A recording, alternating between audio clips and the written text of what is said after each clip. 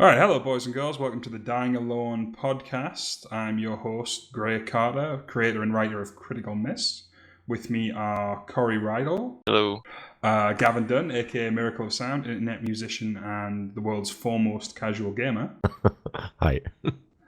and Gabe. Hey.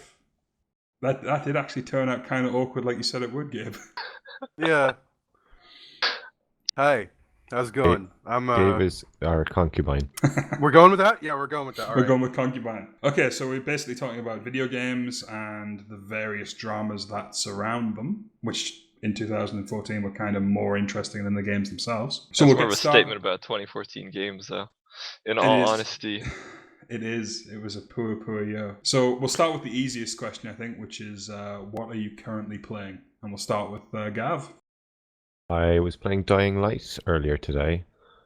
Now I have motion sickness. Yeah, it's actually, I think it's a great game. But it has that same thing Thief had for me, which is the looting animations send the camera shaking all over the place. And after an hour of that, I start getting serious sick feeling. Now, it could be the, ridiculous amount of alcohol I drank last night as well. Probably had an influence on that. There is a field of view option, dude, if that gets to you.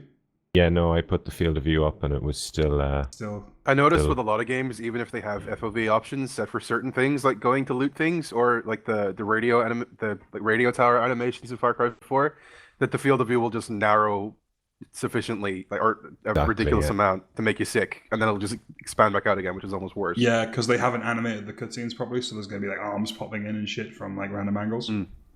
Yeah. It's just those horrible looting animations that basically send the camera screaming into the cupboard and then flying back out again. You're like, holy shit, man, my eyes. It's like starting a conversation with someone in Oblivion. You just like zoom the fucking... Zoom in. That was terrifying. I'll never forget that first zoom in on what was his name? Uriel Septon. It's like, the scariest thing fucking for me Lovecraftian horror. was when someone... when you weren't expecting it, someone from behind you talked, so the camera both spun 180 degrees and then zoomed in on this horrible happy potato face. Stop! You violated the law. The Dunmer in that game were particularly terrifying. I think everyone in Oblivion was kind of terrifying, to be honest. Yeah. It's the lighting. It's the lighting adds dramatic effect in situations where it shouldn't be as dramatic as it's being. They did love that coloured lighting in Oblivion. They did. A lot of green people. On the subject of Dying Light, though, Gav, the thing with the looting animations I found is, like, it's a quick rule of thumb. The more times you do something in a video game, the shorter the animation should be. And you loot, like, 5 billion closets in Dying Light. Looking at you, Red Dead Redemption skinning mechanic. Yeah, exactly. And every time it plays, like, a 1-2 second animation, and it just gets so frustrating. Honestly, definitely. I'd be happy with like how they do it in Bethesda games, where you click on, you tap something, it opens, or it just says you got this, and there's no animation at all. I mean, it's not exactly immersive, but it's not annoying. So I like that. Yeah, find it more immersive, like the way Half-Life works, where there's no like like Gordon Freeman's hand doesn't just come out and press a button; the button is just pressed. I find that like more immersive, less. I don't need like an in-game body in first-person shooters. I'd agree with Gabe. I like the way Bethesda do it. I'm obviously biased, but there's something to me really satisfying about, like in Skyrim and Fallout 3, the little noises they make when you search the closets and things. I find all those they have a way with that stuff. It's a cue that they give you with sound, or another option, they could have less little like things that you have to pick up, so like everything you pick up is more meaningful. Like the Zelda generally tries to do, but that even their like chest animations get old.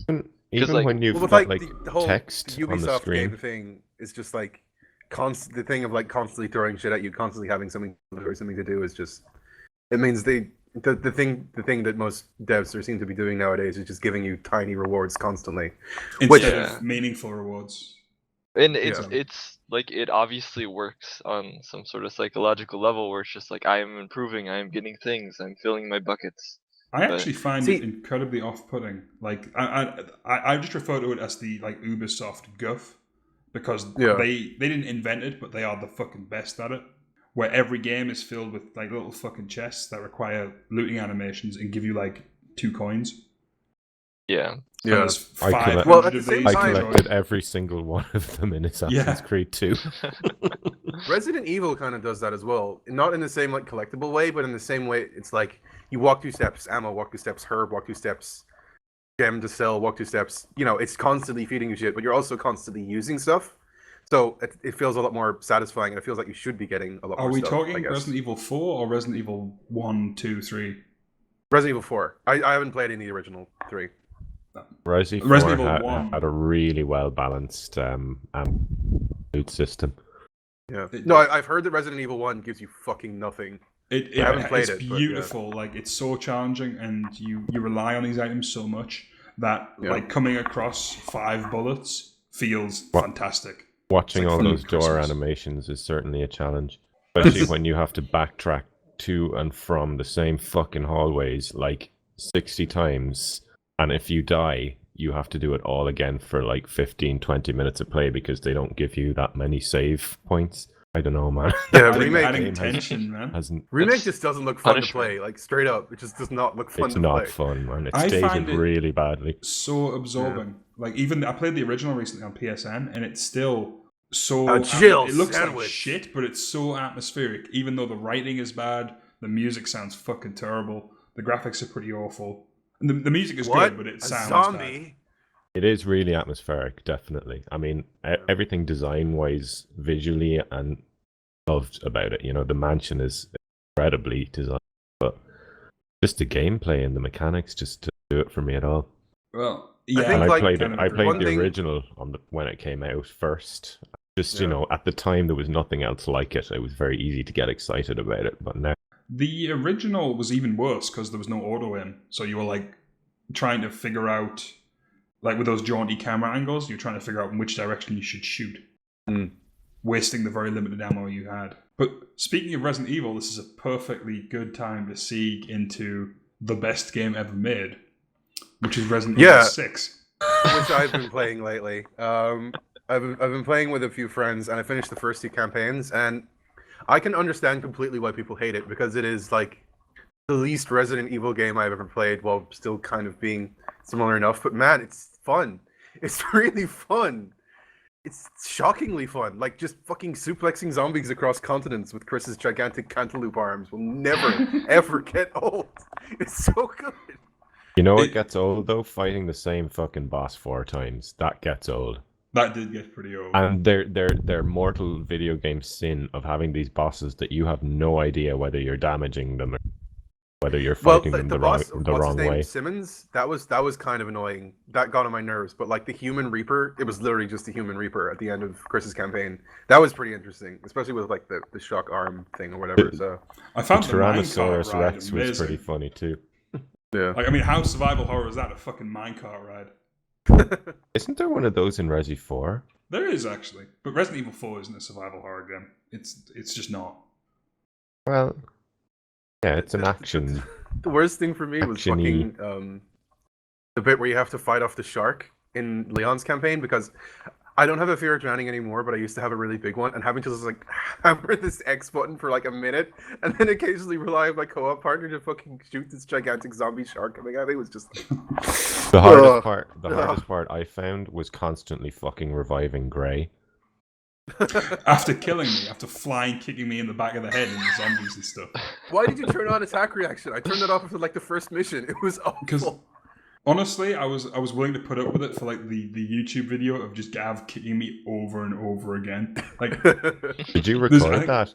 I did, but the remember my video thing cut out halfway through, and there's Oh, a part balls. where we're nearly through the first level, and he flying kicks me in the back of the head for like the 80th time, and I genuinely lose my rag, and I'm like, this is never gonna fucking get old, is it?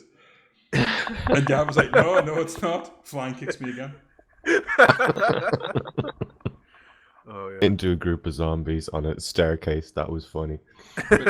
I think mechanically, and this is quite weird, like mechanically, the core combat mechanics in Resident Evil 6 are my favorite third-person shooter. Yeah. Like, I think it's even better than Dead Space 2, which is saying quite a lot because I think that game's amazing. I think it's a very developed mechanic. It's like it's not a shooter. It's a fucking melee punchy fucking shooty game. Yeah, it's a close combat shooter, maybe. Yeah, I don't know. I think like that's what they went for with the game. Like that's what they wanted to do. Like, and they didn't explain it, and none of the enemies take advantage of it. Yeah. yeah. Is it true that there are less QTEs in the version? They're shorter. Yeah, there's a ton, but if there was more in the console version, I can understand your frustrations. I remember being driven crazy by them in the Xbox version. Frame rate as well on top of that. Oh, I ran at like 25 FPS. It's garbage. The PC version is incredibly well optimized. It's I will say it does look fucking stunning. Actually, good. Dying Light, I was very surprised how well that's running on 80. I was like, Really? holy shit, a really good looking game that runs well and that came out this year. On the subject of Dying Light, Gav, Yeah. I don't think it's particularly well optimized. Like I'm on a 980 and I'm getting like 70 to 120 FPS in some areas. 120, is that all? And then in other areas that like aren't any more detailed, except they usually have burning cars. I'm going down to like 35, 40. Oh, really? Yeah.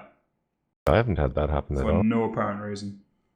I've had people frame who rate can drops tell? a couple of times, which seem connected with when the zombies grab you.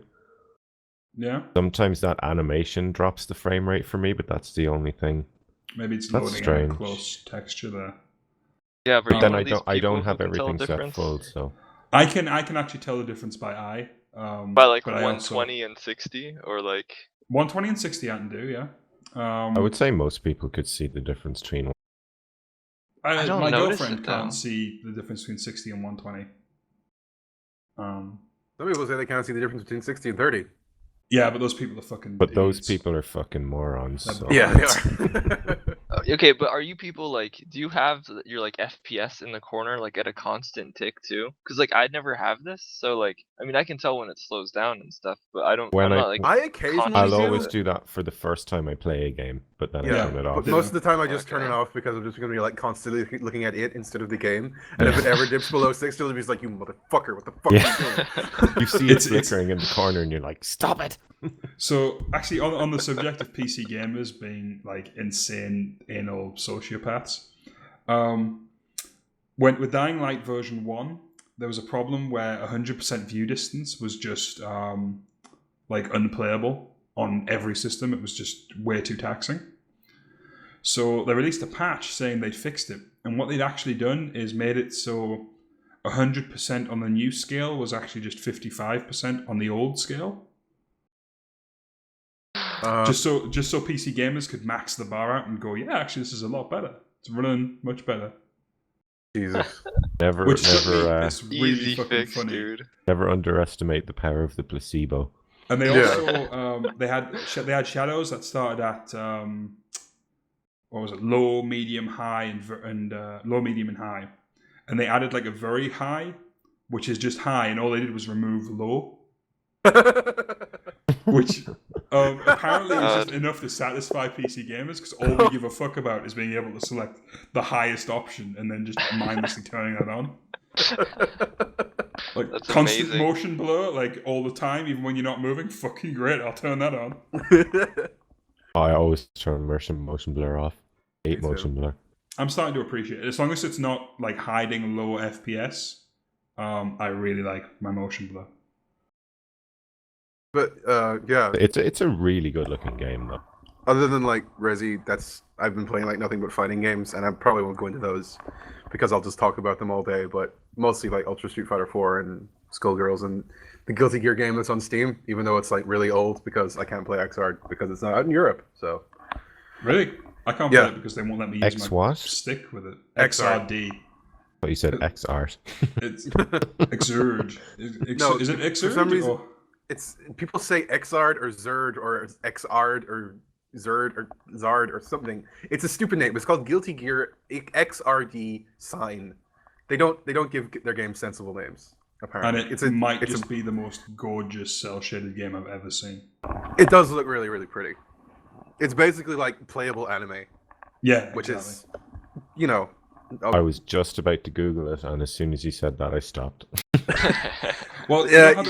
you know how the Naruto games are, they're terrible games, but they are fucking gorgeous.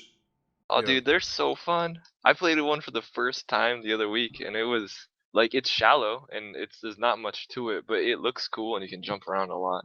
I like that. That's Can what you I'm use hoping your for from Bankai, dude? the new JoJo's Bizarre Adventure game, because they're making it like a Naruto game, like a 3D arena brawler or something, and it's gonna be really fucking shallow and shitty. But I get to run around with my stand screaming or fucking dinosaurs. So you know. Are those Did a cat scratch his face, or has he got really unfortunate facial hair? Naruto? He's possessed Yeah, by I'm just the googling Ninetales, him now. man. You fucking Gaijin bagger. What? Sorry, I don't That's speak just funny, fucking. being called I a don't fucking speak gaijin. fucking What? otaku weeber like you guys. That's Oh, for the gosh. best. I don't speak Weebanese. Weeb. Gabe, did you ever play the original JoJo? Heritage for the Future? Yeah, I have it on the PS3. Dreamcast. I have. Yeah, I've played it. I played it on the arcade emulator on That PC. was such a good fighting game. Like, Yeah, I it's remember at the fantastic. time I think I was like 12 when it came out, and I'm like, this is the gayest shit I've ever seen. It is. And everyone, as I said to no you on one- Twitter, no I'm one not says, gay. like, go ahead. I just like impossibly buff and gorgeous men striking ridiculous poses. But that doesn't make me gay. Like the guy who makes it just flat out denies there's supposed to be like any homoerotic element to it. Yeah. And I'm Even like, though the primary antagonist of the entire series is quite clearly homosexual, because he has a fucking boyfriend. So, you know. and it's just all exposed midriffs and like ridiculously buff dudes in like tight pants. Yeah. And I'm like Sure this with is that? pretty gay. Not as a pejorative. This is just like gay. Yeah. What game is Really, this? really Asking it's for a actually friend. anime. Asking manga for a anime friend. called JoJo's Bizarre Adventure that kind of lives up to its title. JoJo's It's basically Bizarre like huge Adventure. buff dudes striking poses and attacking people with their magical ghosts friends called stands. So, It is essentially like shoujo anime taken to its shonen anime taken to like its extreme. Yeah. Oh, this is very camp. Yeah, Yeah. it's It's which is cool. it's I'm glad something. it's so popular. Like, I mean, I don't personally care for it. Because I started with the manga, and the manga was so badly drawn. Oh, the first chapters of the manga look absolutely abysmal. Like when he tries to do perspective, shit goes wacky. Yeah. Tiny, stupid fucking faces and fucking Giant yeah. arms. Yeah.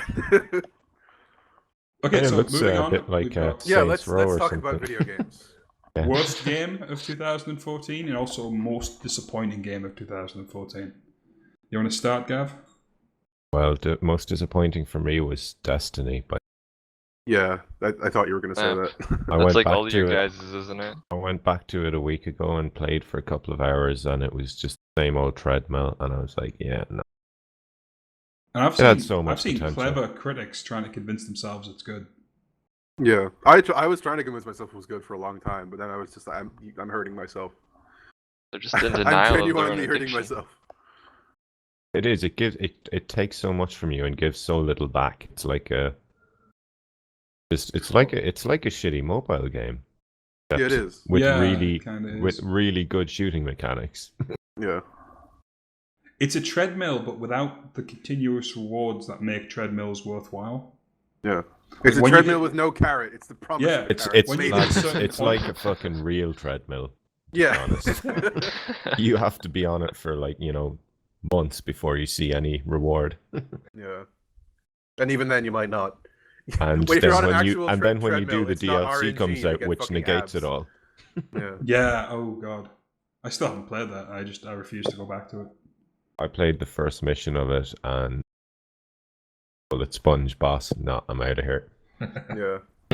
So that was your most disappointing. What about your the worst? What do you think was the I like don't to a really given know. value of worst? Obviously, it's going to be some shitty mobile game or whatever. But in the Something that I sphere. actually played. I don't know. I'm trying to give me a few minutes to think of it because I'm looking through my Steam list here at stuff I actually played last year, and I can't really bad games. Yeah, I have that same issue where it's just like I like hear about games and I buy games after I've heard about them generally, so I don't play a ton of bad games. But I played so little Are we games talking last year. broken? Because the most unplayable game I played last year was Lords of the Fallen. Was it that bad? That- I heard it that was bad, but I didn't hear it was that bad. Oh, it was it's flat an out interesting unplayable, Really? utterly unplayable, and it's still unplayable on my.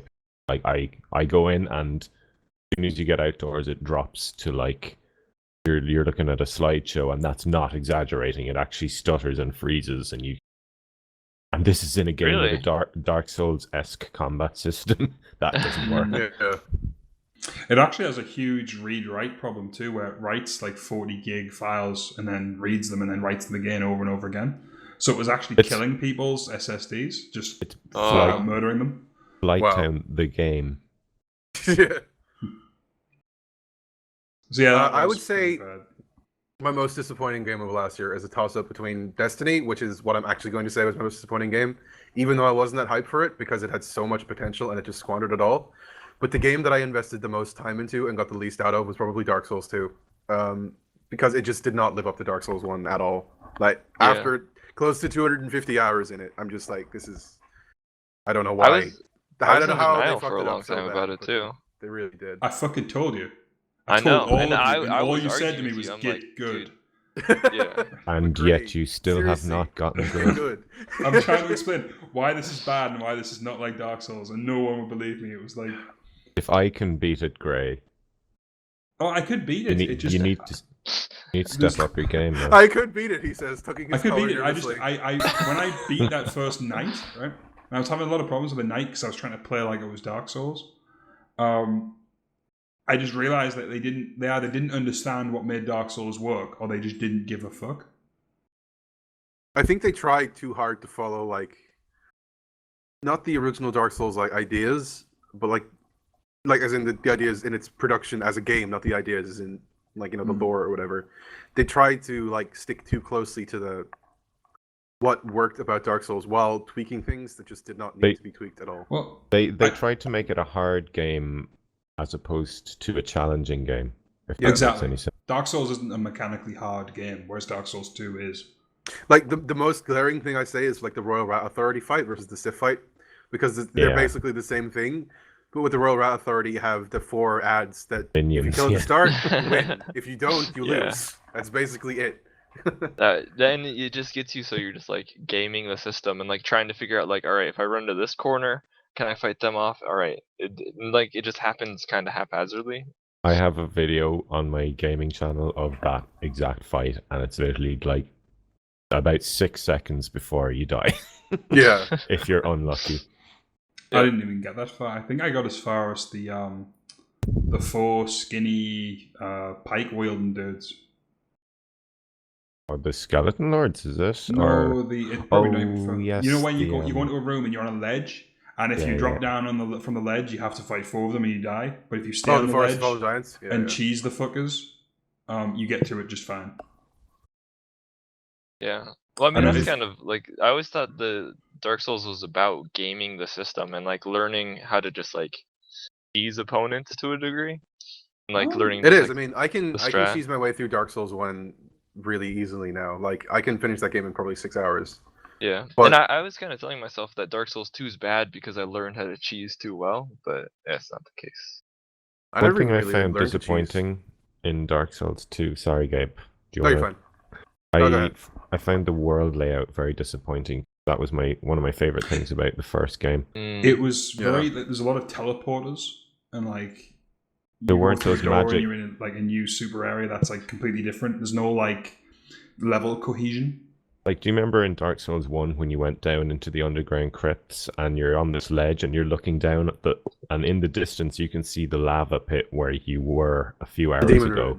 And it's oh, that is so fucking cool. Or when you get down to the very bottom of the world through the tree, you find the roots of the big trees that are holding up the world. Like, there's nothing like that in... It's stunning. Really beautiful.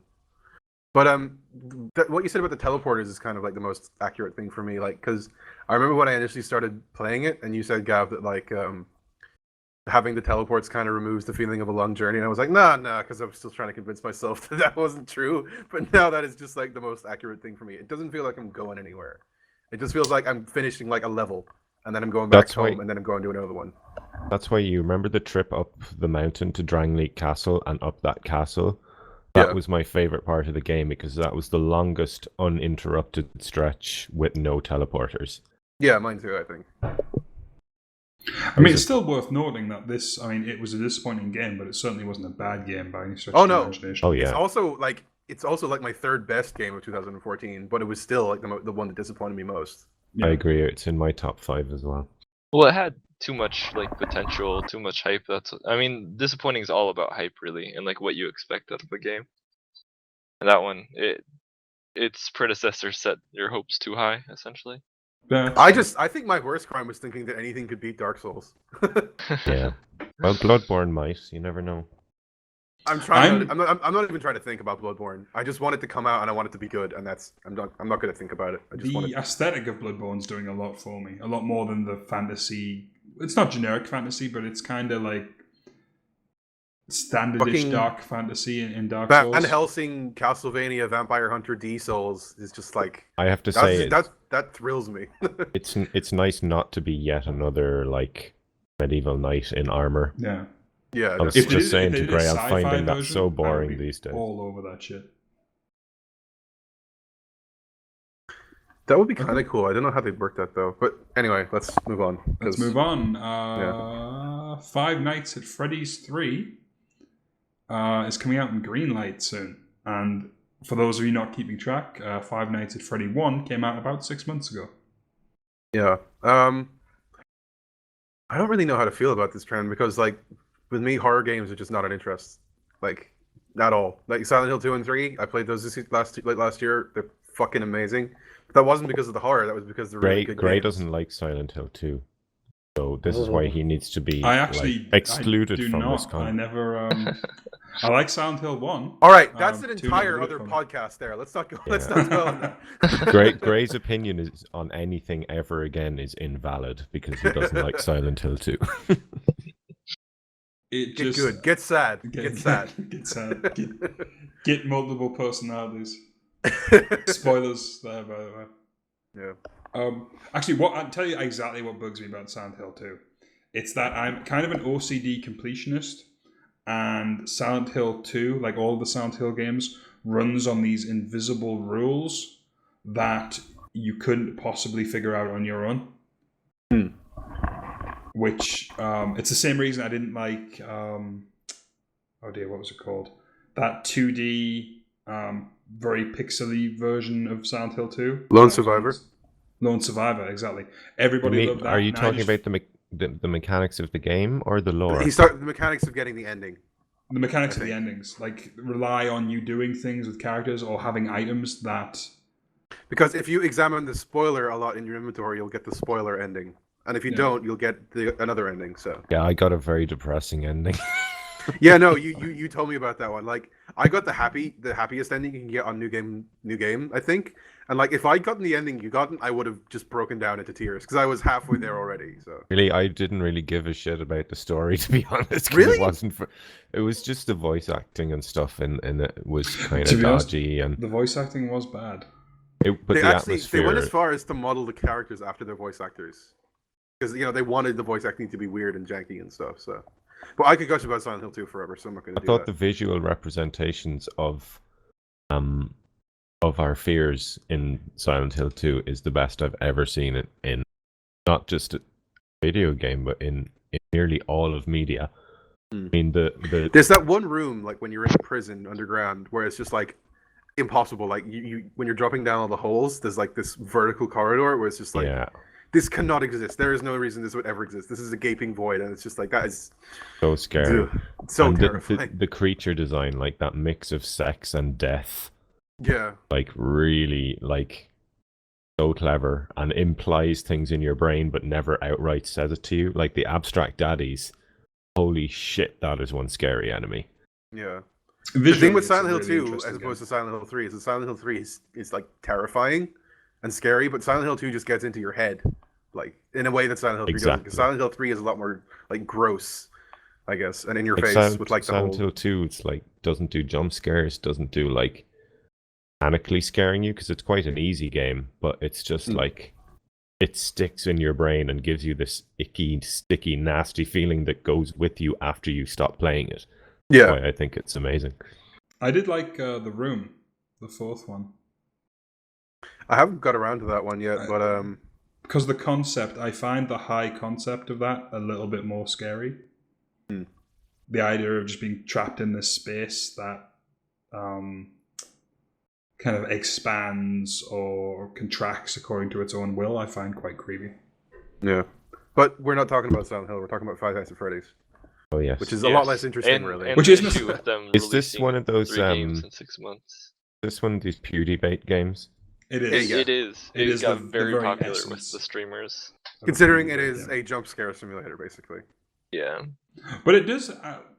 What I'll give it is a nice kind of callback to the Mega CD FMV games.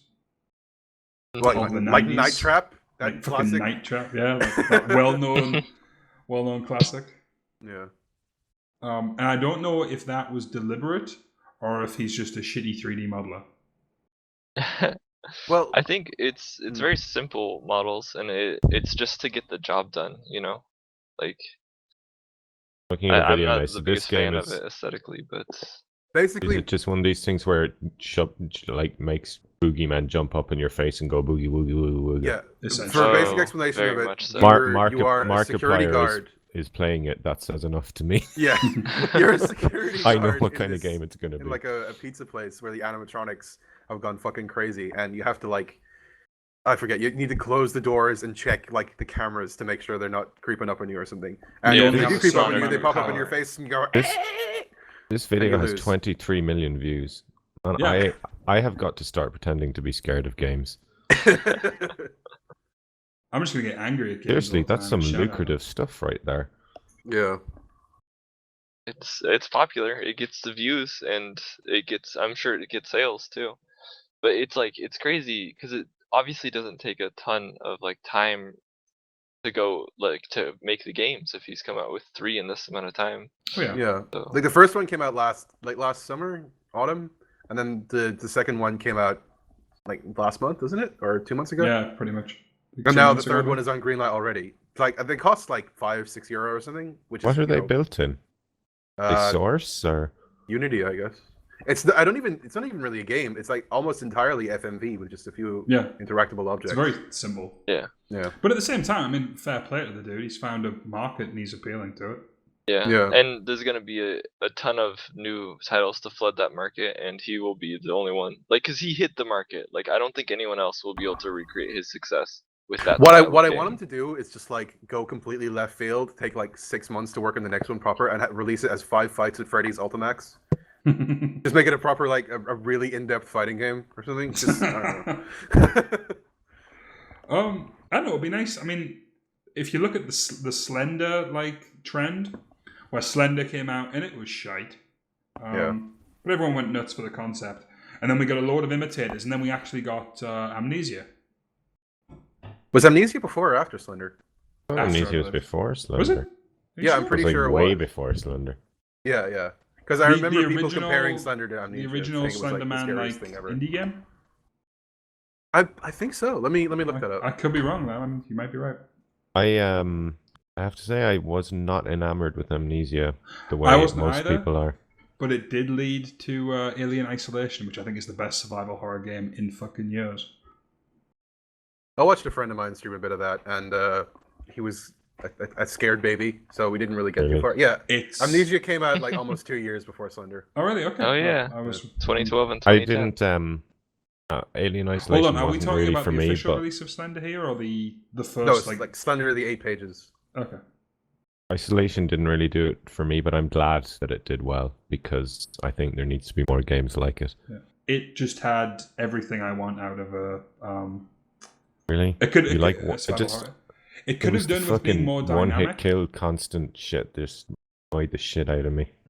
But I think the most annoying things for me were distracted. Just watching were the what are they called, the handy joes or something, the androids.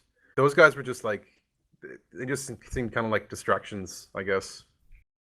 I don't know. There's the a much better survival horror than the other big survival horror in inverted commas that came out this year. Are we talking about the best survival horror game? If by survival horror game you mean janky bullshit. I suppose we are. What game is this? Evil Within. Oh, fuck Evil Within, man. Fuck it. I was so sure that was going to be good. It had its moments, you know, and it had some really cool visual design and stuff, but it's just like it kind seemed of average. Like Mikami was saying he wanted to make something between Resident Evil 4 and Remake, and what he made was Resident Evil 4 with Remake's fucking ammo conservation, and that's not fun. Yeah, it actually. But the shooting wasn't as good as Resi 4 either. Oh no, because the bullets worked on the fucking Counter-Strike Global Offensive theory of just firing out of the gun at random angles, you know. Well, I always think developers should make the best game they possibly can, and really, wow, that's a I know it's like holy a controversial statement, right? But the Evil Within was a game where he did things in a deliberately shitty way, just to kind of hark back or appeal to an audience that doesn't really understand what made Resident Evil 1, 2, and to a certain degree 4 actually good. So the FOV is really tight and shitty because that's spooky. You can't see half the screen because of giant black bars because spooky. You know, the aiming shit because spooky, and it really frustrates me. Yeah, I would agree. There were parts of that game where I was fucking ready to fling a controller at the wall. And your song was really good, and it was because it felt like the game dicked me. Like there's one particular part I remember where I was walking down a corridor and there's a zombie in front of you, and the game has, you know, these stealth mechanic where you creep up on the zombies. But this zombie, every time you approach it, turns around just as you're about to get it, and another one spawns right behind you. I was like, that's just a dick move. Yeah. Unless it was trying to be funny and troll you or something, which maybe it was, but pretty dick move. Well, do you remember the beginning of the first area where you can stealth all the zombies, and then you get to the switch that opens the door right at the end, and there's 2 dead bodies lying on the floor? And up until this point, you've been any zombies that are inactive and lying on the floor, you've been able to kill. But these guys you can't, and it's like, oh, well, I'm going to press the switch, and these guys are going to get up, and I'd really like to avert this because I've noticed it's going to happen. And I'd like my observation to be rewarded, and you can't do anything to them until you press the switch, at which point they get up and attack you. That's very annoying in games always. I played like 2 hours when you max. know it's going to come back to life and they won't let you. Oh yeah. When Resident Evil 6 did that shit, everyone fucking hated it. When you came to those in fairness, it was a lot more blatant in Resi 6. Like, it's just like, this guy's going to wake up. The metal detectors that you can't go around, even though there's ample space to do so. Yeah. And you're like, I know what's going to happen, just let me jump over this desk. And it's like, nope, you have to go through here. And you go through, and it's like, oh, the alarm's gone off. But I think they knew. What a coincidence! Because doesn't he make some remark? Leon makes some remark about that.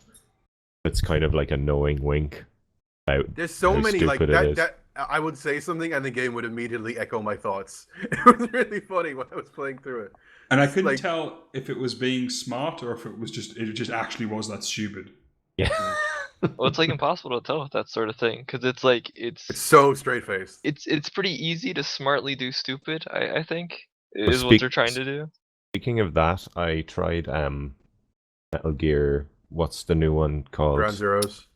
Yes. Oh boy, and let me just. I could not distinguish between what was meant to be stupid and what was meant to be dramatic. Everything. Yeah.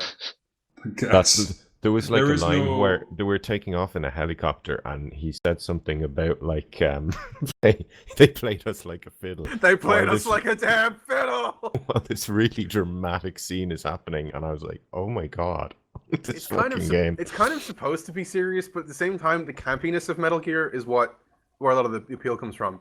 But because of those campy bits, like I don't want to, the ending of Snake Eater is what I always talk about. Because after the campiest game in the series, you just get hit with this astonishing gut punch of an ending that just like I cry pretty much nearly every time I play through it.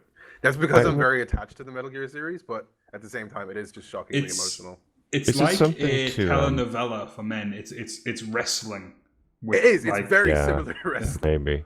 Is it maybe a generational thing as well? Because it's got that very particularly Japanese storytelling style, which a lot of people who were like younger kids in the 90s would have grown up on, say, Pokemon and Power Rangers and that very wacky kind of.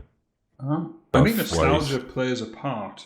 Like, well, yeah, that as well. Because I mean, I'm pretty young. I'm 21, and I played Metal Gear Solid 1 when I was 6, and I was just I didn't understand it at the time, but I went away thinking, what if love can bloom on the battlefield? I was seriously thinking about it because it was a lot deeper than all the games I was playing at the time. It was mind blowing at the time. Which was like fucking Spyro and shit. But in retrospect, I grew up on fucking Transformers, man, which was grimdark as fuck. Not the cartoon, but the comics were so grimdark. They were unbelievable. Every time someone, like a few of my friends have said that, because I have a few friends who are related to Transformers, and every time someone tries to talk about how dark Transformers were, I just start going, "You got the touch." Yeah. That's just what pops into my like, head. Transformers like prepared me for Game of Thrones. Do you know what I mean? Like, really? If you had a favorite character in the Transformer comics, they were gonna fucking die at some stage, like that in a horrific. Where Megatron crushes Optimus Prime's head in a duel to the death. Weren't you saying something about in the newer Transformers movies where like a character you like just got like fucking dissolved or something? Yes. You liked characters from the newer Transformers movies? Was it? No, was it was more. It was more just despair at how badly they handled the death of one of the main Autobots. That, like, literally, he gets dissolved, screams in agony, and then it cuts to fucking sex jokes in the next scene, and you're like, nobody acknowledges for the rest of the movie that he's been killed, and you're like, oh, Michael Bay. This was supposed to be like the turning point that, you know, oh, this is where everything gets really real. Dark. You're like, well, moved straight into a sex joke after. Yeah. Or tonal shift. Yeah. Well, just like on the subject of grimdark, like Metal Gear is grimdark as fuck. Like, I know you didn't get very far into Revengeance, but like the further the series goes into the future, like the worse and worse it gets, because like you're saving fucking orphans and children from being turned into horrible military cyborgs. That's really dark. That bit with the fucking brains, man. Yeah, that was like, holy shit. Stolen directly from Ghost in the Shell, true, but goddamn, that was really uncomfortable. Man, the ending of Heroes was horrible, and actually kind of made me uncomfortable a bit. Oh no, the ending of Ground Zeroes was too much even for me. Like the whole just like what I didn't know anything about it when I played it because I was specifically avoiding spoilers. But when she I haven't actually finished it yet, so please don't spoil it for me on there. When the thing happens, I just went, what the fuck, Kojima? Like, that's a little far. It felt like needless shock value to me. It was, and then the Kojima does get away with a lot by virtue of being Kojima. Yeah. And some of it's like, I mean, there was some shit in Peace Walker that I found hella uncomfortable. Yeah. Like straight up pedo shit. And I'm like, your wacky sense of humor isn't really doing it for me here, Kojima. There was a lot of that in Persona 4 as well, and I was just like, I'm going to look away from the screen now. Really? In Persona 4? I didn't get too far into that either, but I felt like I was the pedophile in Persona 4. I'm going to say there are a lot of bathhouse scenes that are animated, and I didn't really want to see that. Gray's used to this. That art style, it just doesn't faze him anymore. It doesn't actually. Interesting story here. So I'm like, oh man, I'm like, dude. So I was watching Tentacle I've been reading this hentai manga, and there's an expression on like page 4 that's really funny, and we should use in the comic.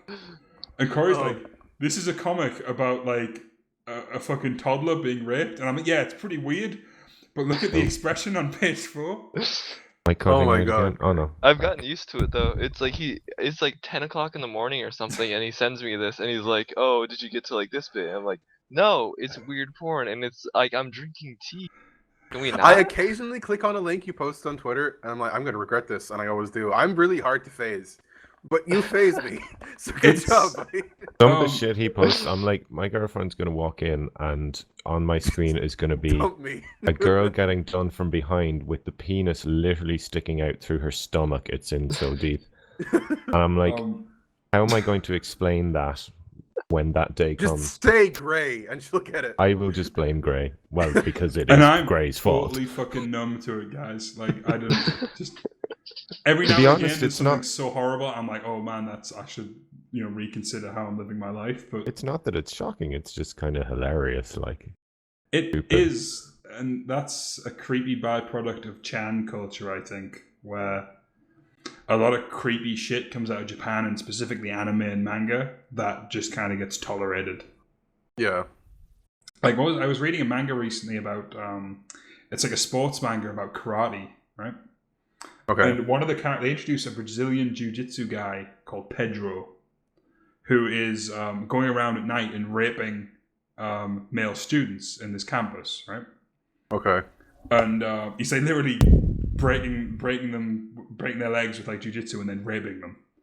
And what they kind play of this... shit do where do you find this shit? Like, this is like a mainstream manga, that's the and they bad play thing. it for fucking laughs, right?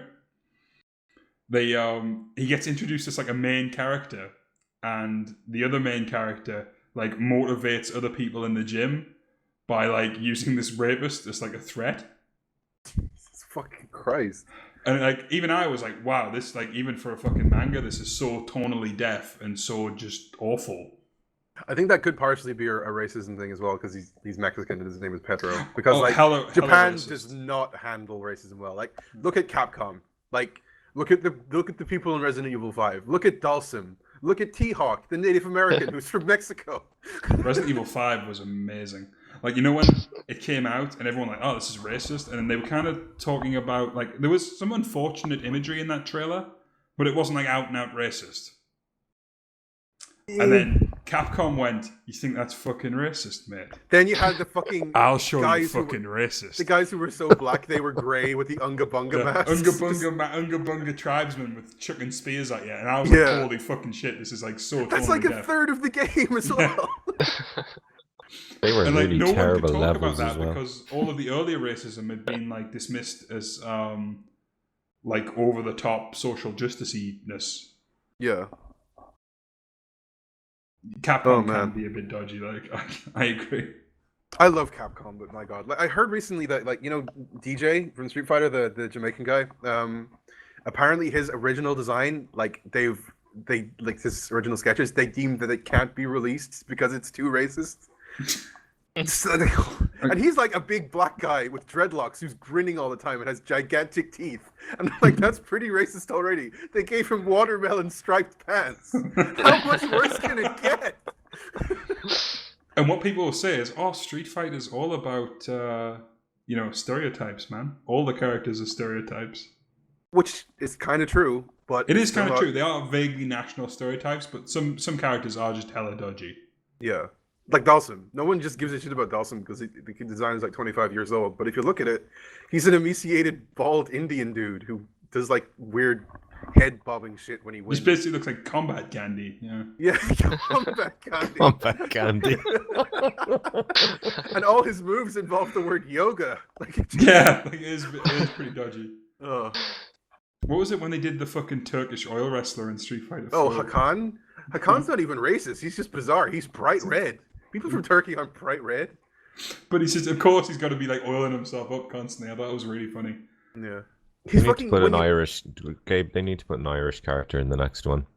Fucking what's and basically all they have to do is put Conor McGregor in it. I mean, there's your Irish stereotype right I wanted there. to put Aaron Ryan from Punch-Out in because he talks with a Cork accent, or he talks with a Dublin accent. Apparently, he was born in the Aran Islands, or he's from Limerick. I don't know. He's so amazingly racist. It's so funny. To be fair, when we're talking about video game racism, Punch-Out is like Punch-Out is the king. The top. It is the king. Fucking like, vodka Drunkinski. The French guy who's just a ridiculous wuss. Glass Joe, yeah. The Chinese guy who like kicks you in. That was oh man, different time though, I guess. It's really something. Yeah. They got away with a lot more the back Italian then. guy that was just called Pizza Pasta.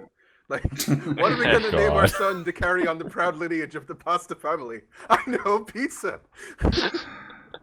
I stole that quote from somewhere. I can't remember where, but that was not me. Yeah, anyway. But yeah, all I've got left now is influences, if you want to cover that and then wrap this up. Influences? Yeah, specifically, I'm just going to cue in here, so 3, 2, 1. Yeah, so somebody asked towards Gav, Cory, and I, and sadly you're left out of this one, Gabe. What our main influences, comedic and musically, are. What do you actually do for a living, Gabe? Nothing. Okay, so he could ask what student. your main influence to become a lazy layabout was. What inspired you to take up the hobo life? The internet. Well, yes, I was a student until recently, and I just figured I'd take a year off and get a job. But this being Ireland, that didn't really materialize. So I'm currently just doing not much. But yeah, you can ask about my influences.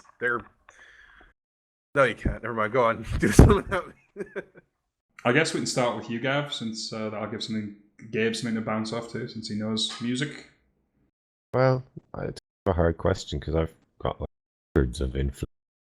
But I suppose it depends on whatever song I'm doing. I suppose the bands I would rip off the most with Miracle of Sound songs would be like Faith No More, Iron Maiden. What else do I rip off, Gabe? You know my stuff, and you know the bands I listen to who my stuff ends up sounding like. There's a lot of Nine Inch Nails in there, yeah. But the Destiny song was super Devin Townsend. The Resistance song was kind of Fear Factory. Gav and I basically have the same taste in metal bands, so I don't really notice it myself because of how much I've listened to them. But there's definitely a lot of influences in there. But I think you have like your own style between songs and everything still. So Nightwish is another big influence. Yeah, I love any band who does like loads of different styles, loads of different things, and does them all well. So like Kate Bush, David Bowie, Devin Townsend. No, just denied. I guess not. No, Townsend. 8. So who What's are you going pulling on? from for the upcoming metal album, Gav? What are your influences for that? Man, everything. This is like a fucking love letter to every metal band I've ever listened to. Like this song I released last night is like a bastard child of Slipknot and Fear Factory, I think, maybe. And then the night before was just pure Typo Negative with a Meshuggah guitar riff. So, you know, it's just everything. I don't really. You see, this is funny because when people say stuff like that, they say what influenced this and that. I don't really think about that stuff. I don't think this song is going to sound like this. I never think this song is going to have this style or whatever. I just kind of plan it in my head and whatever fits the subject matter. Does that make any sense? The influences always are just like more latent. Like it's just what you know and like what you spend a lot of time like thinking about or listening to. I think if you're consciously trying to imitate stuff, that's usually when your worst work comes out. Yeah, definitely. I think the best part for me was like on the Destiny song Cataclysm. The fucking I said this when we were playing Far Cry 4 together, but when you fucking said "Supernova, dying stars collide," I just kind of lost it because that line is so ridiculously metal. Yeah, and very Muse. Yeah, I was going to say, isn't that an exact line from Muse? It could well be. I think there's like if you combine... they were super massive black hole. Yeah. So kind of close. Yeah. Just looking through the songs, Cataclysm was definitely ripping off Devin Townsend big time. Yeah. I'm looking at other ones now to see if there's any that have really obvious influence. I don't want to like go through your musical library and say what you're ripping off. I'd say Resistance was clearly Fear Factory. You know, that's my favorite of the songs you've done. Oh yeah, the vocal in that is really Yeah, exactly. And All As One is pretty much Iron Maiden / Nightwish. Yeah. And what was that unpowerful Assassin's voice Creed 4-5 song you did? Revolution? Clearly pulling from Coldplay for that one. Funny you said that because I was like going for Faith No More with that song. The intro is just so fucking Coldplay, dude. Really, it's so funny how different people like interpret stuff different ways because that never occurred to me at all. I've reached the point where like I'm really into music. It's my primary interest more so than video games. So like, I don't really like look for artists in songs anymore. I just kind of appreciate them as they are, and then sort of it kind of comes to me after the fact that it might sound like X or Y or whatever. But usually this like Gav just admits I ripped off X for this when he sends me the MP3. Okay. One Beneath the Black Flag. I mean that is Hailstorm song. Yeah, it is. It's a metal song Well, about we're being a doing pirate. pirate and metal. Your influences are kind of limited. My Yeah. God, it's Ailstorm. I always thought it was Alistorm. What? and Alice forever. Storm? Alice Storm. What? What the fuck? I Why would cannot you think believe it I was didn't see. Alice I did Storm? not see it that way. That's How because did they don't have ale in America. Oh, yeah, yeah, that's it true. must be that. I guess. My And mind is blown. Forever Totally Blue blown. is a Nine Inch Nails track.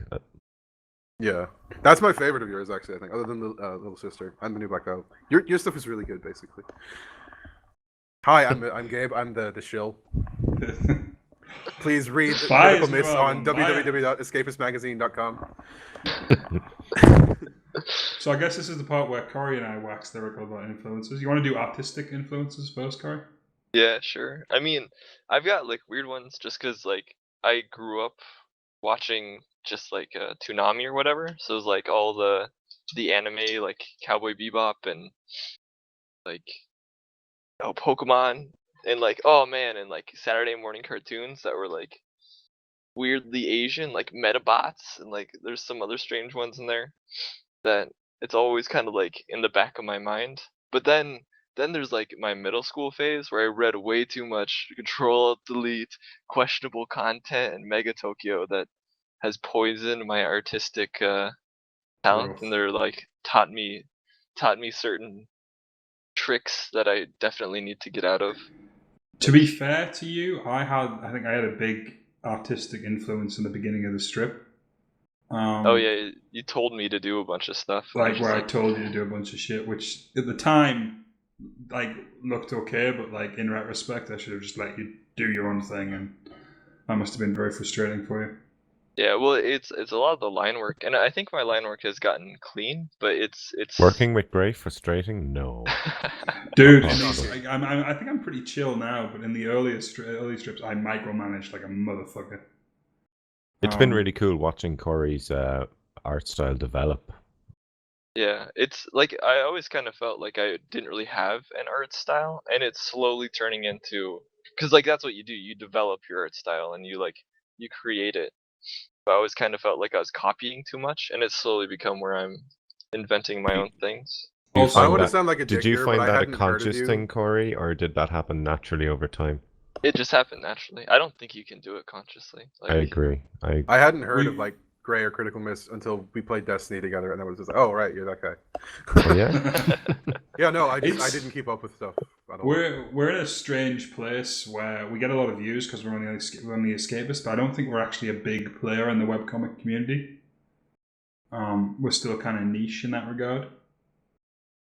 it is still video game webcomics, whereas the webcomic community at whole is like all webcomics, you know? Yeah, and is Dealing with the a life. lot more interesting, I think, than video game webcomics. And that sounds awful coming from someone who writes one for a living, but Well, it's a limiting format. DM is there's even this week it's not. Yeah, it's not. I think we cover more varied topics now, but that took like conscious effort to do so, and we have to go through a lot of fan whining to get to that. When people are like, "Oh, why are you writing about pregnancy when you could be writing about video games?" Yeah. And there's only so many jokes you can tell about video games because they do tend to get very similar over time.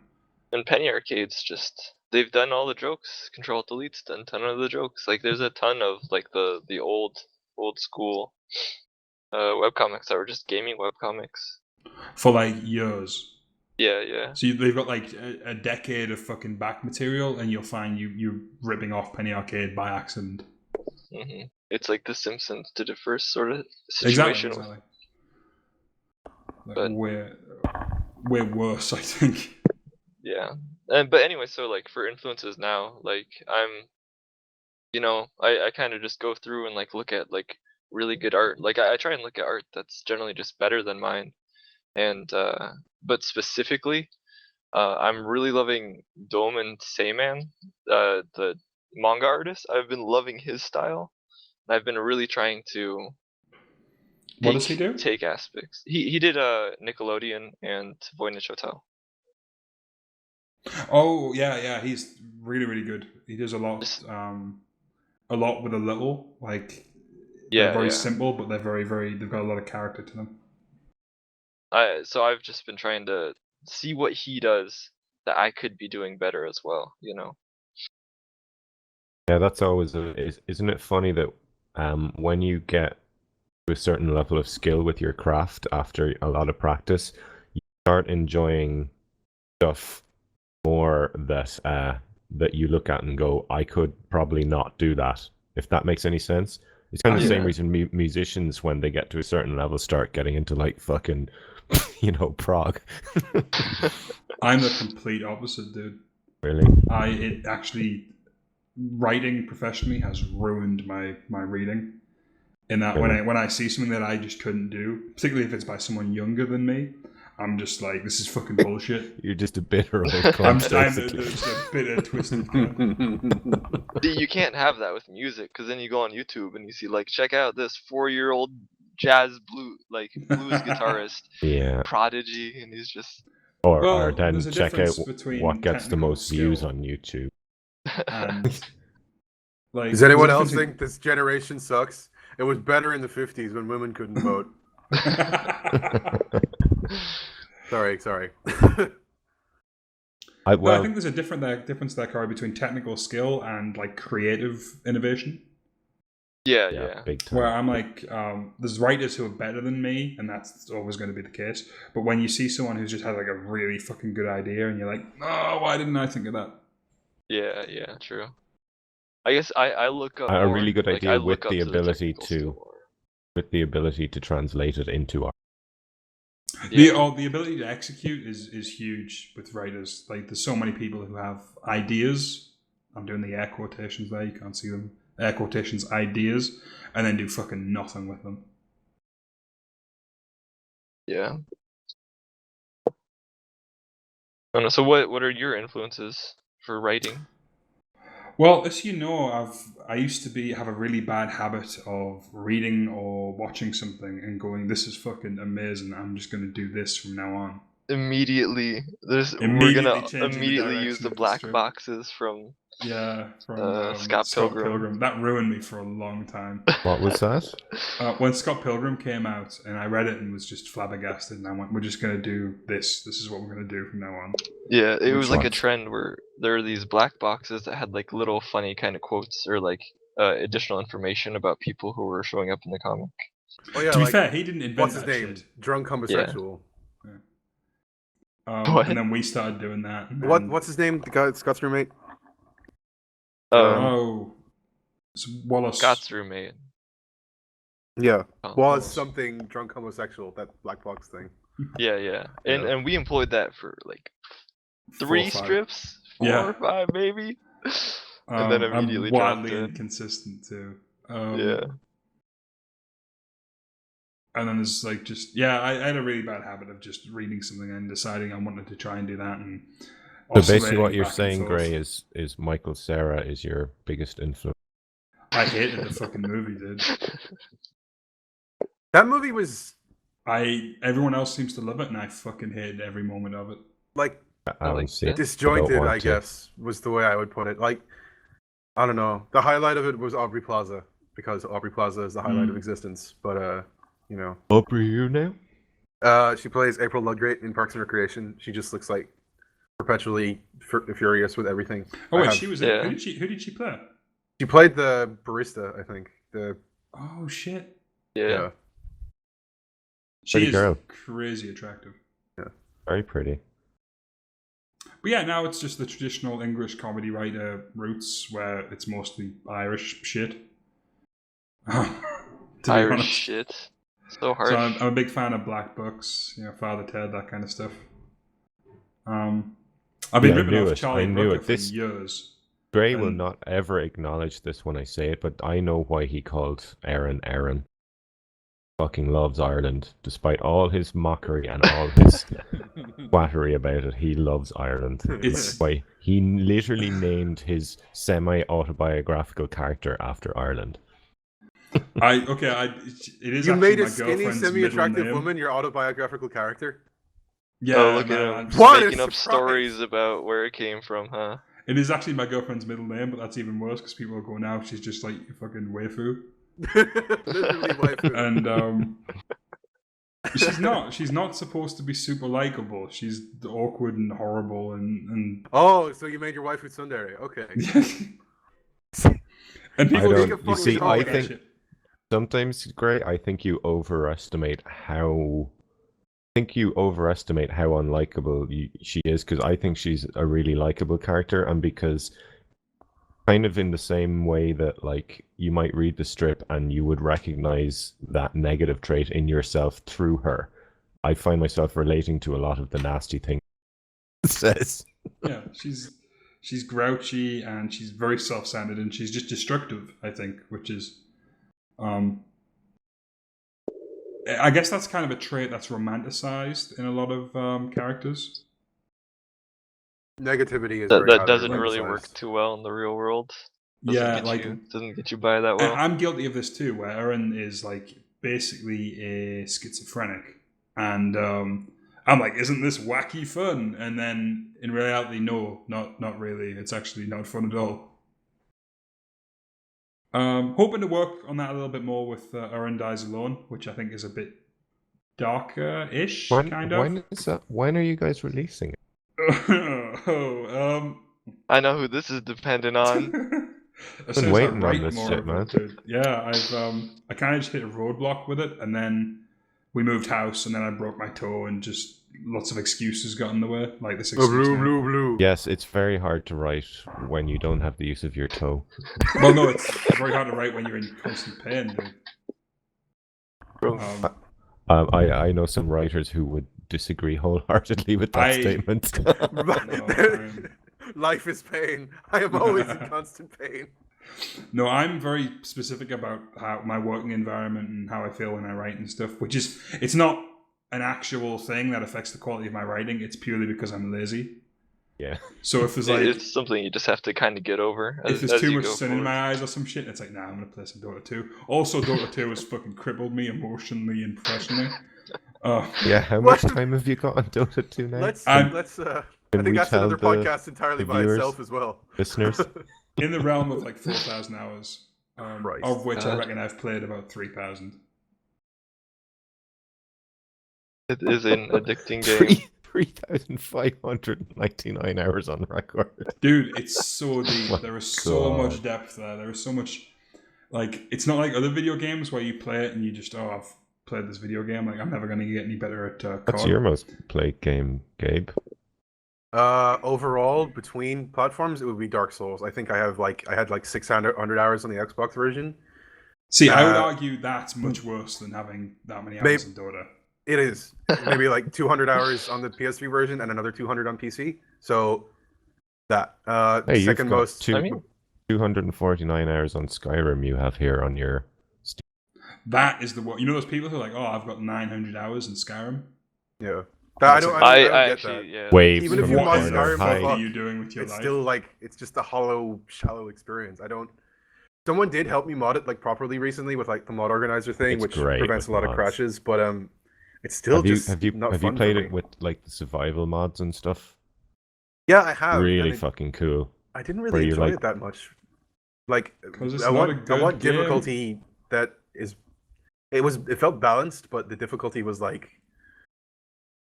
It seemed a little unnecessary, I guess, as opposed to something like. If I want difficulty, I'm going to play like Dark Souls. Basically, it's not Dark Souls, and I understand. Yeah, exactly. I understand that sentiment because Dark Souls, as I said to you before, is the meshuggah of games because when you get into it, it ruins everything else. It does. But looking at Steam, like it's kind of weird because like my most played game is Team Fortress 2 because it's easy to play and I played a ton of it back in the day when I had my laptop. Second is Dark Souls 2, then like Terraria, Dark Souls 1. How do you check your most played? If you just click on games Profile, in your I think. library, just click on the games in your library and and then click all games. It should automatically sort by most played. I've got an interesting disparity here. I have 1,800 hours in Dota 2, followed by 39 hours in CS:GO. Oh, you know, I don't know how you know what my second most played game is on Steam? Wasteland 2. Really? Oh, I need really? to get around to that. Is it because you're in that or anything?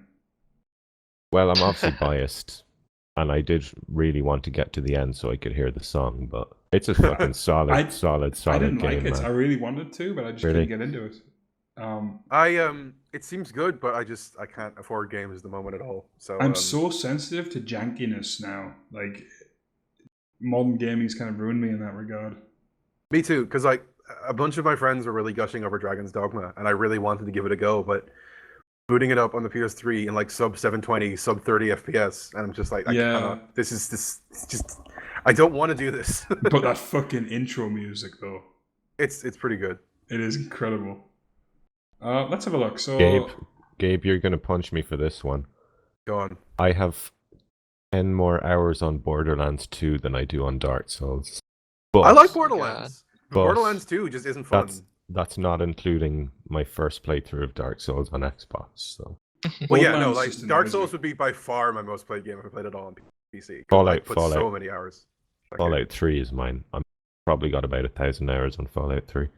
Oh yeah, if we're talking like lifetime stuff, Oblivion is up there as well because I've played easily 1,000 hours of that as well, and probably Pokemon Platinum is the Pokemon game I've put the most time into. I'd say put about 500 hours into that. I don't know how, but I did. Interestingly, I didn't play like I have played Oblivion a ton, but I'd say I definitely have more hours in Morrowind. I played that way too much growing up. despite all its problems, Morrowind is a much more rewarding game. But It is, I've and discussed this it's before. I don't know. The going combat- back, problems with it's Morrowind, so there's like bad, Morrowind yeah. is a little bit too old PC game for me. Like It I is, start, yeah. I go to Balmora Yeah. or whatever the fuck it is. I talk to Chaos Cost today. As they say, go do whatever you want, and I'm like, what? Whatever I want. But it I am a child of the objective marker era, and Yeah. it's just Yeah, it's yeah. a little much. it's No. designed I played though. the- I Every got, like, step of it is 500 hours designed by people. that. Like it's art, whereas Skyrim or Oblivion is just fucking. There's like a basic structure of a game, and then there's just fucking guff. It's just guff everywhere, and that drives me nuts about modern games. Yeah. That's I a have to popular- agree. It's a lot of them feel like work nowadays. Yeah. Like Because it's too laid out in front of you. You know what It's really like too pisses me straightforward. off? I can't remember what game did this. I think it might have been Dying Light, but there was a quest where you had to search. The objective was search for thing, and there's a big fucking objective marker on the thing. Hmm. You're gonna tell me to search for something? Just how hard is it to write one extra line of code that describes where it is to me? Yeah. Well, Or, Morrowind like, had create that. that. Morrowind had vague Yeah, directions. I know. There's a like- mod for Skyrim that has that. Yeah. Whereas the Skyrim was just follow the objective marker.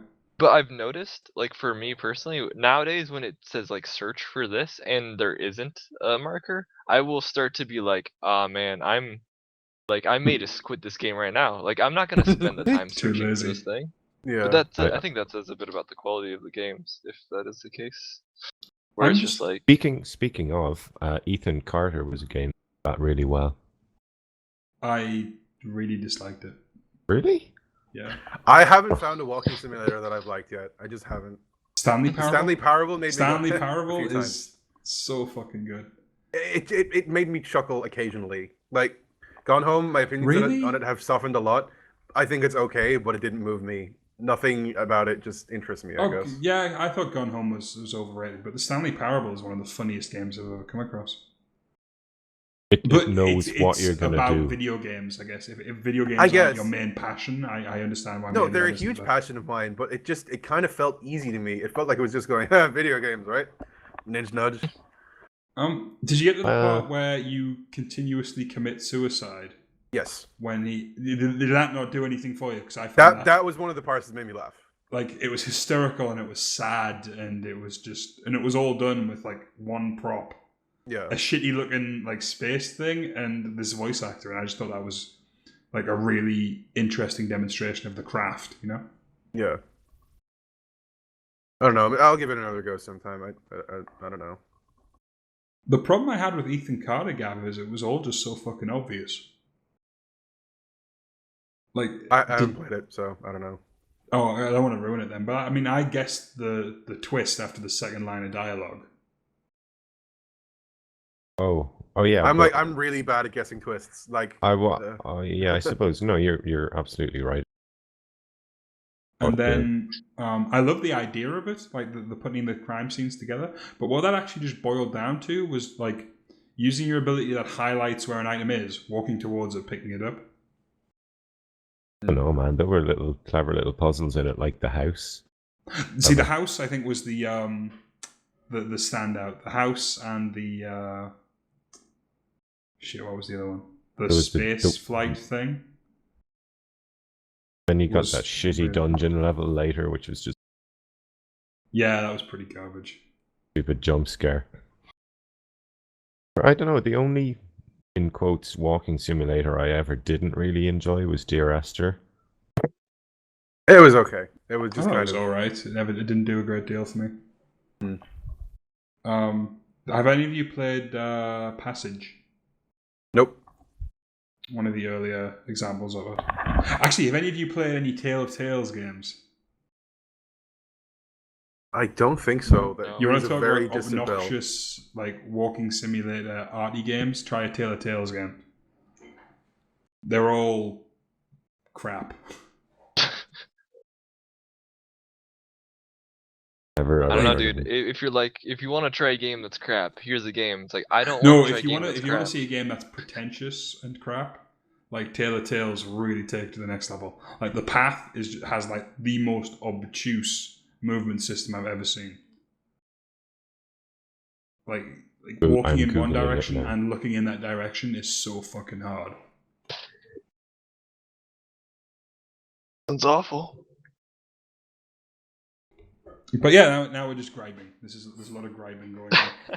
I knew it was going to set into meaningless griping eventually, because we've been talking too long, and that's inevitably what happens. Yeah.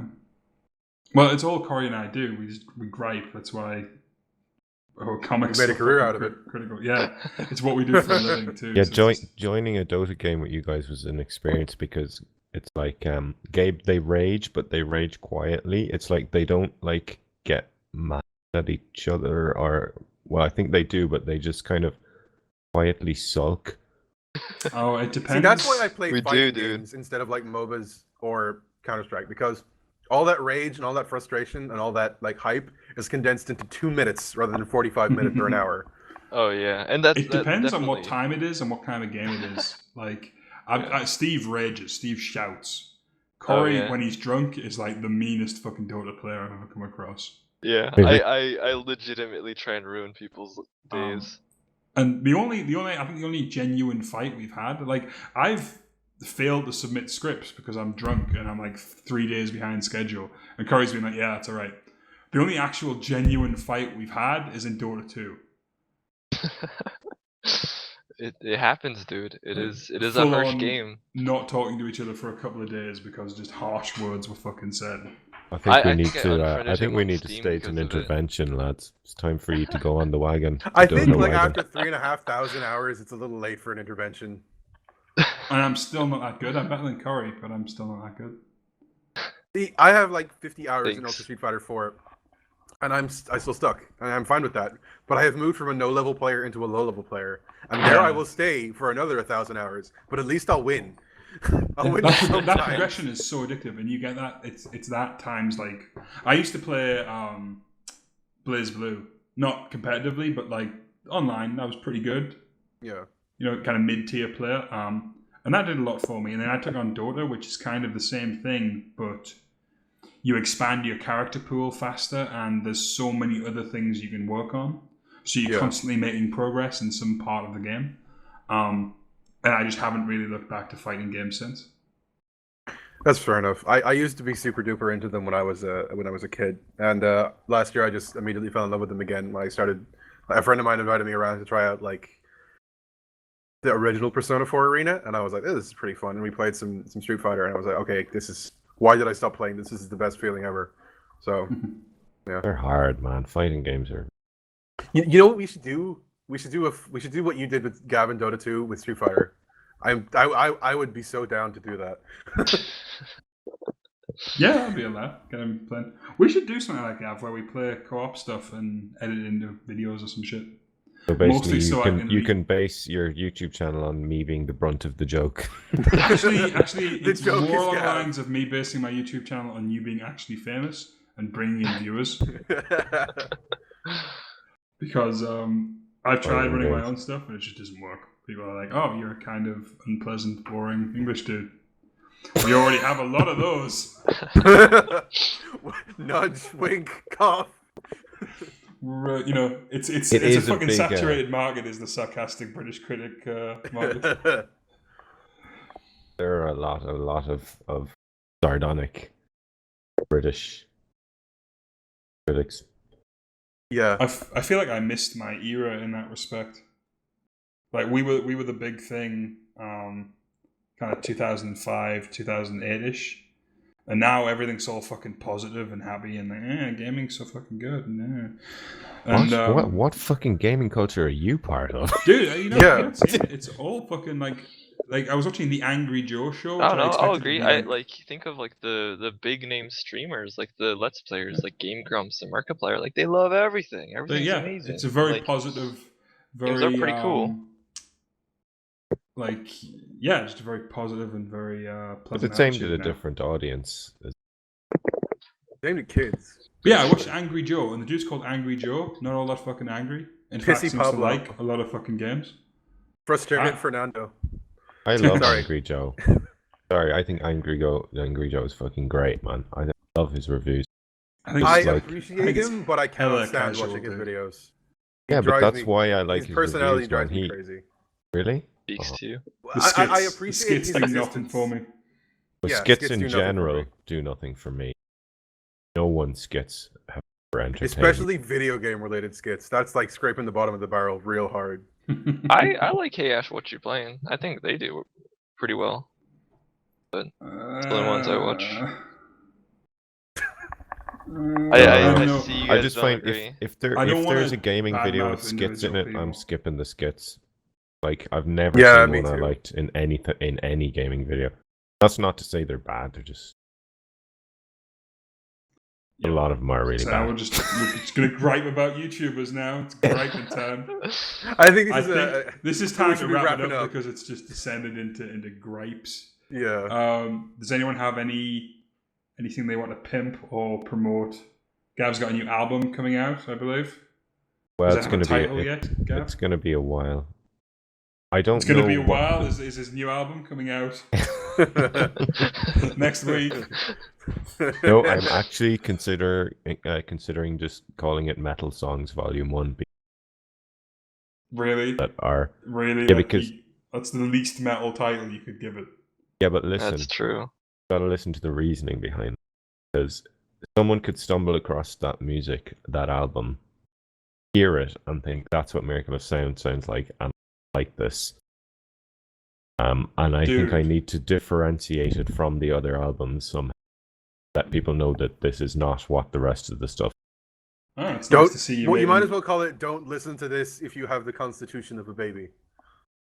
You know, I could call the album not for fucking musical casuals like Grey.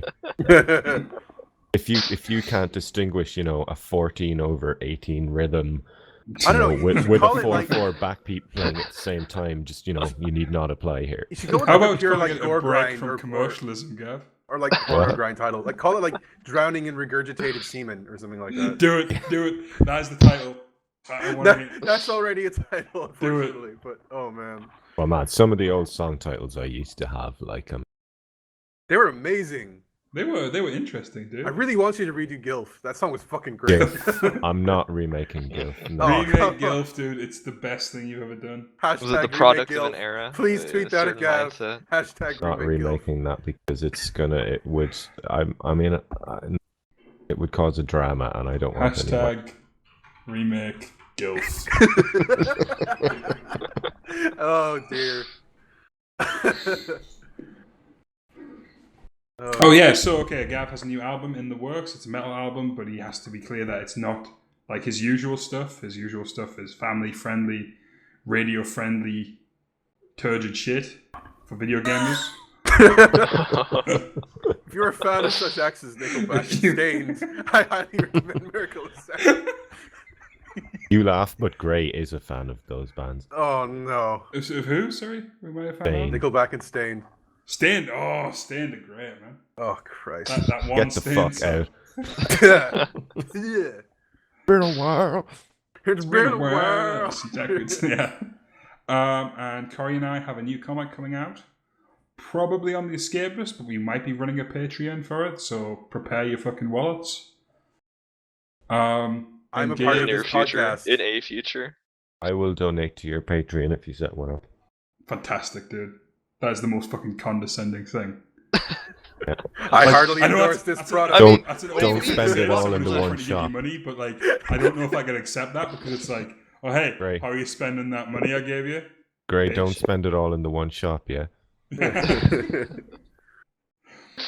Okay, and we're going to wrap it up there. Otherwise, we're just going to start griping about things again. All right. I don't know if this is going to be a regular thing, guys, and if it is, I don't know if Gabe and Gav are going to be joining us regularly. We shall find out. I'd like well. to. I think that would be cool. Probably with a shorter format because this one's ran a little bit long.